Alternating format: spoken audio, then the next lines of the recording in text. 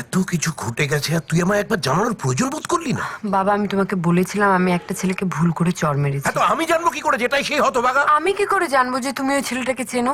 চিনি মানে? হাড়ে হাড়ে চিনি। টুকে টুকে এত দূর এসেছে। ওকে যাতে টুকতে আমি সাহায্য করি তার জন্য আমাকে বাধ্যও করেছে। আরে এ যা বাঁদর ছেলে, এ তো যে কোনো মুহূর্তে ঝন্টু বামের মাথা দড়িয়ে দিতে পারে। আরে বাবা, আমি আমার তাই নয়, এটা আমার না খুব অবাক লাগছে যে তুমি বললে আর আমি চলে গেলাম। বাবা, হ্যাঁ নমস্কার স্যার। না আমি এটা বলছিলাম আমার তুমি- মেয়ে। হ্যাঁ সে তো বললো। এক মিনিট, চলো বেরোই আমরা। কত ছাড়া, এটা আমার মেয়ের লাইফের প্রশ্ন আর ইয়ার কি পাচ্ছ তুমি আমার সাথে? স্যার এটা আমারও লাইফের প্রশ্ন, ইয়ার কি মারবো কেন? আমি আমার মেয়েকে বড় করে তুলেছি, 6 মাস বাদে ওর বিয়ে দেবো বলে ভাবছি, আর এই সময় তুমি আমার টেনশন দিচ্ছ। তো দেখুন স্যার, আপনি 6 মাস পর নিজের মেয়ের বিয়ে দেওয়ার কথা ভাবছেন, আর আমি বিয়ের পর 60 বছর ওর সাথে কিভাবে কাটাবো সেটা ভাবছি। এবার আপনি বলুন তো কার টেনশন বেশি? হ্যাঁ তো ভেবেছো তুমি যা খুশি তাই করে যাবে আর আমি চোখ বন্ধ করে থাকবো? স্যার আপনি লেকচারার নন, ইনভিজিলেটর। ইনভিজিলেটরের কাজ হচ্ছে দেখা। পরীক্ষার সময় আমরা আমাদের কাজ করতাম আর আপনি দেখতেন, আজও শুধু দেখবেন আর আমরা আমাদের কাজ করব। তোমাকে তখন থেকে বলছি আমি সাহস দেখে চলো। আমি অবাক হয়ে যাচ্ছি। নিজেকে কি মনে করো কি তুমি? তুমি কে? হ্যাঁ, বাবা রিল্যাক্স। আমি কে? হ্যাঁ, আমি কে? কি কে? আচ্ছা ওসব কি হচ্ছে? এ নিন কি? আমার ভোটার আইডি কার্ড, সব ডিটেলস এটাতেই পেয়ে যাবেন। এবার বসুন আর ঠান্ডা মাথায় এটা পড়ুন। এবার হিরো হয়ে গেছো না? হ্যাঁ, বড় হিরো হয়ে গেছো। বাবা মা জানেন? বাবা জানতে পারলে তো হাড়গোড় ভেঙে বাড়িতে ফেলে রেখে দেবেন।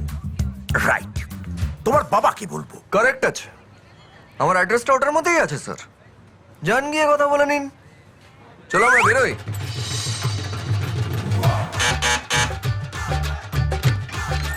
এই যে মশাই, আপনার গুণধর। আরে দাদা, আপনি আপনাকে এটা খুব চেনা চেনা লাগছে। আপনি যে এত তাড়াতাড়ি পাকা কথা বলতে আমার বাড়িতে চলে আসবেন আমি ভাবিনি।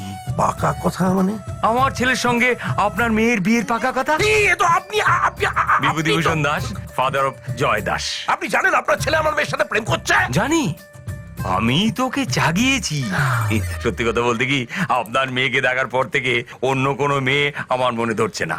আপনার মেয়ে আমার ছেলের বউ হয়ে এলে আমার বুকের ছাতি 56 ইঞ্চি হয়ে যাবে। আপনার ছেলে তো একটা হতভাগা বজ্জাত উড়নচণ্ডী একটা। কপাল, সব দেবীর বাহনী দেখবেন অড ম্যান। সরস্বতীর হাঁস, লক্ষ্মীর পেঁচা, মা ষষ্ঠীর বেড়াল, সব ওপর থেকে ফিক্স হয়ে আছে। নিচে যদি কেউ ফিক্স করে সে হচ্ছে জয় দাস। যেমন বাবা তার তেমন ছেলে। দাদা আশাপূর্ণা, নমস্কার।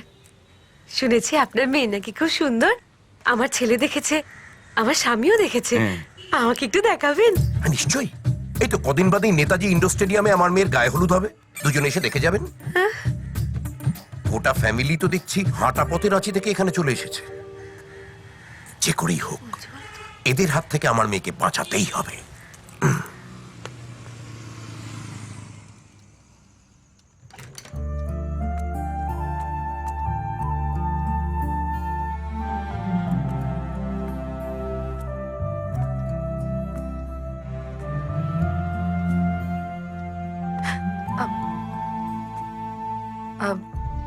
সরি বাবা, আমি আমি সত্যি বুঝতে পারিনি। আমি ভেবেছিলাম সামলে নেবো সব I কিছু। know.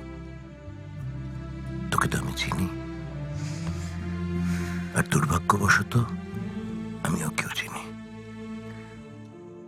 তোর পক্ষে ওকে সামলানো অসম্ভব। তারপর আবার ওর সাথে ওর বাবা মা আছে। যাকে তুই আর ওকে নিয়ে ভাবিস না, এবার থেকে যা ভাবার আমি ভাববো। অনেক রাত হয়েছে, যে শুয়ে পড়।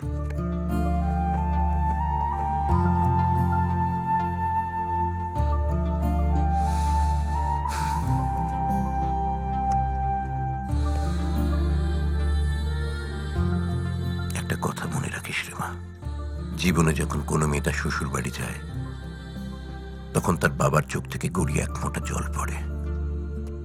মেয়ের বাবাদের জীবনের সবচেয়ে আনন্দের দিন। কোনোদিন এমন কিছু করিস না যাতে আমাকে সারা জীবন চোখের জল ফেলে কাটাতে হয়। বাবা, গুড নাইট সুইটহার্ট।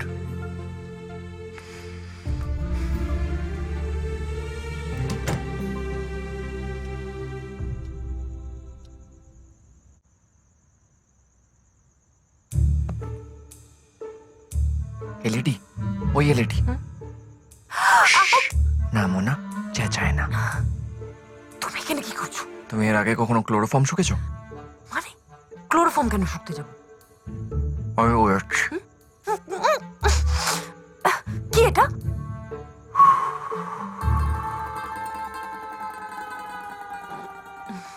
থাকি এক পাশে আমি আর এক পাশে তুই, আমি তার থেকে আর বেশি চাই না কিছুই।